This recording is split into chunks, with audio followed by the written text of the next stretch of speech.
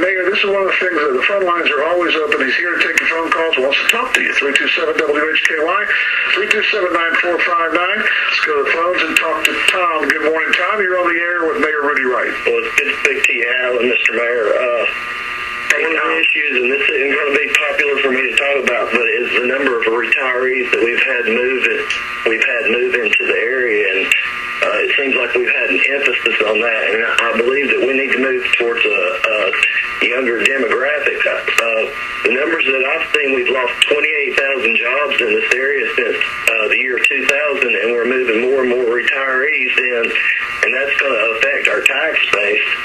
And I've seen numbers where we'll have 25% of our population will be 65 years and older by the year 2025, and we're losing many of our best and brightest young people, and I just want to know how we will work towards turning that situation around. Well, I think the way we turn it around is by creating job opportunities. And we are working very diligently on that.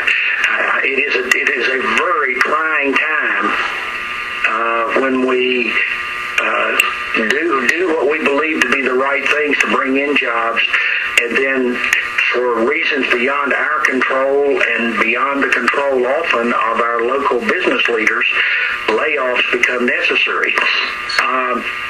But I think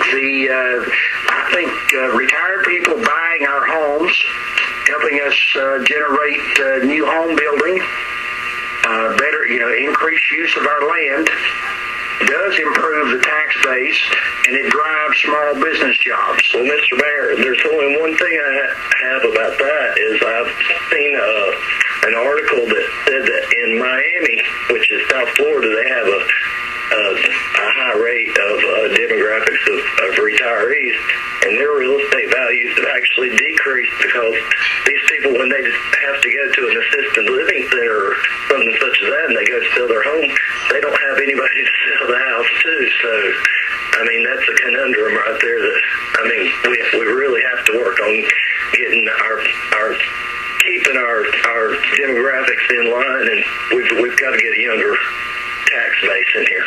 Well, that is a priority, but I do think we would be remiss if we were not trying to get our quote fair share of the people. We have realtors who say they're selling homes to people from Massachusetts and Florida who decided North Carolina is where they want to live.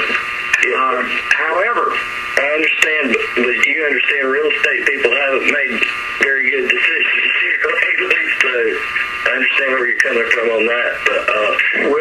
But I don't want to argue with you, but the real bad decisions that have been made that are affecting our economy so badly were not made by real estate people. I mean, maybe I'm sure real estate people were aggressively selling these homes. Yes, sir. But the Community Reinvestment Act fiasco, as well as the greed on Wall Street, and these sliced and diced and repackaged and sold over and over again mortgage packages with no oversight, that's not really the fault of the real estate agents. However, we need more young people. We need to keep the young people here if we can. We are working hard so that more of our young people can get their educations right here in Catawba County, so that they don't leave here for education and don't come back. However, we want the ones who leave for an education, get that education, the broadening effect of that, and then come back. I want to create a community here where my children will come back and raise my grandchildren, okay? Exactly.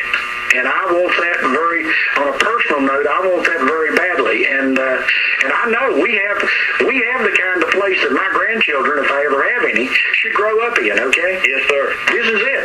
Yes, sir. But we got to have the jobs, we got to have the enhanced educational opportunities, and it's got to be viewed. This is a wonderful place to live. You know, you can't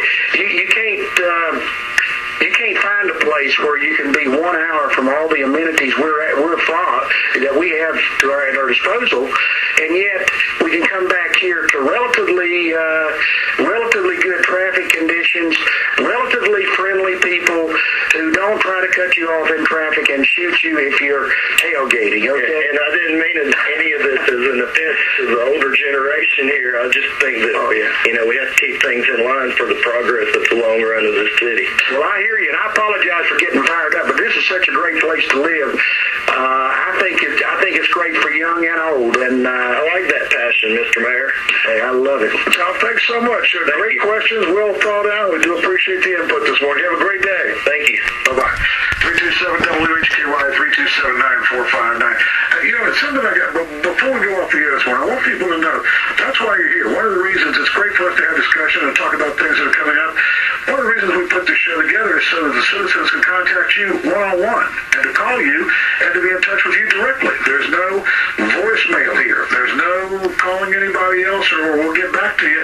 This is the mayor live on the air, and we want the phone calls week in and week out. Well, and I'd also like to point out that I don't have any aides sitting here sticking me in the rib saying don't say that or throwing stuff in front of me saying say this. That's exactly right. I'm telling you, when I'm talking, it's really coming from the heart, honestly. But I'd like to respond to Harry that there are some focus groups, and we would be delighted, Harry, to have